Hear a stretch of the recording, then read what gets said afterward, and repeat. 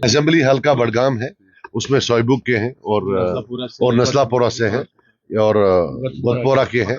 तो हमने इनको सबको वेलकम किया है। मेरे साथ मेरे प्रोविंशियल प्रेसिडेंट साहब हैं, हमारे परवेज साहब हैं, तो ये फयाज साहब हैं, रजब साहब हैं, ये सब आए हैं यहाँ। तो हम इनको जो है खुशामदीद कहते हैं। सर, नॉर्थ कश्मीर की सीट पर आप किस तरह का मुकाबला देख रहे हैं? चूंकि उमर अब्दुल्ला ने भी वहीं से अपने कागजात नामजदगी दाखिल करने का ऐलान किया है और at the same time engineer Rashid भी उसी सीट से जेल में होने के बावजूद लड़ रहे हैं, तो किस तरह का मुकाबला देख रहे हैं? मैं एक्सपेक्ट कर रहा था कोई कश्मीरी लड़ेगा, टूरिस्ट आया है तो कोई बात नहीं है, हम तो टूरिज्म के लोग हैं, उसमें क्या प्रॉब्लम। टूरिस्ट से आपकी मुराद उमर अब्दुल्ला? वो आप खुद समझ लें, आपने बोला, मैंने तो नहीं बोला ना। जिस तरह से आज बीजेपी का मैनिफेस्टो आया है उसमें उन्होंने कहा है कि 370 हो गया है, अब 19 की उसमें बात नहीं की। तो किसकी? जो बीजेपी का नहीं, स्टेटहुड जो है किसी भी हालत में, मतलब this is something which is the corner stone of our ideology that we will have to get our statehood back. तो जिस तरह से हम नॉर्थ कश्मीर में किस तरह का मुकाबला आप देख रहे हैं, क्योंकि पिछली बार भी हमने देखा था कि एनसी जो है उन्होंने वहां से जीता था, लेकिन इस बार 2-4 पार्टियां एनसी ब्लेम कर रही है कि बीजेपी इसलिए मैदान में नहीं आ रही है, वो एबीसी टीम को सपोर्ट कर रही है। देखिए, मेरी बात सुनिए, मैं इसके बारे में एक प्रेस कॉन्फ्रेंस देने वाला हूं। मैंने पूरा वो नहीं सुना है जो उन्होंने बोला है, थोड़ा टिडबिट सुनी है। तो फिक्शन राइटर अच्छे हो सकते हैं, मैं उनको इंशाअल्लाह, मुझे अपने लोगों पर पूरा भरोसा है कि हमारी जीत होगी, उनकी शिकस्त होगी, और उसके बाद चूंकि वो बेकार होंगे, फिक्शन राइटिंग में उनका अच्छा काम हो सकता है, क्योंकि कहानियां बनाने में, मनगढ़ंत कहानी में बहुत अच्छा काम करते हैं। तो मैं एक एक चीज का जवाब दूंगा।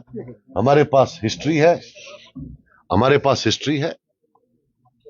हम बीजेपी और नेशनल कॉन्फ्रेंस का जो अलायंस था, हम उसके विक्टिम रह चुके हैं। मेरा फादर असॉल्ट हुआ है उनके टाइम में, आप तो अनफॉर्चुनेटली पढ़ते भी नहीं है।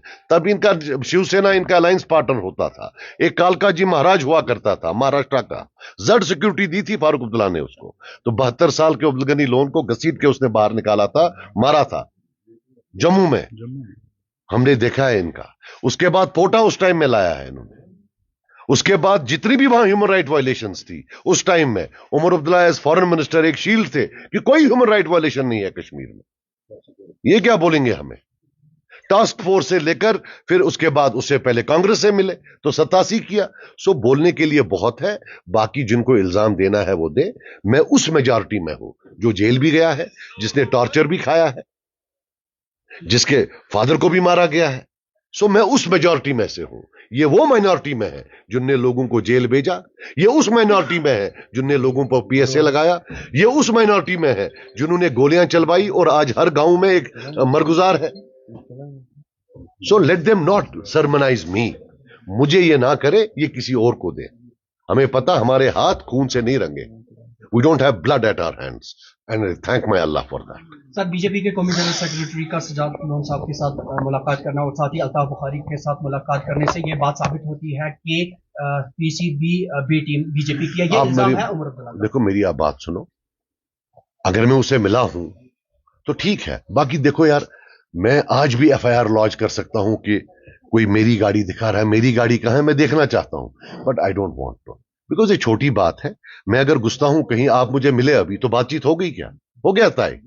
बाकी मैंने भी सुना है कि अभी 10 दिन पहले उमर अब्दुल्ला साहब अमित शाह साहब से मिले, ये मैंने भी सुना, और मैंने सुना कि उनने पांव पड़े हैं उनके कि हमें क्रिकेट स्कैम में आप जो है छोड़ दें, तो वो उसका जवाब दे दें। मैंने ये भी सुना है कि इससे पहले फारूक अब्दुल्ला साहब गए थे कि भाई आप हमको साथ ले लो।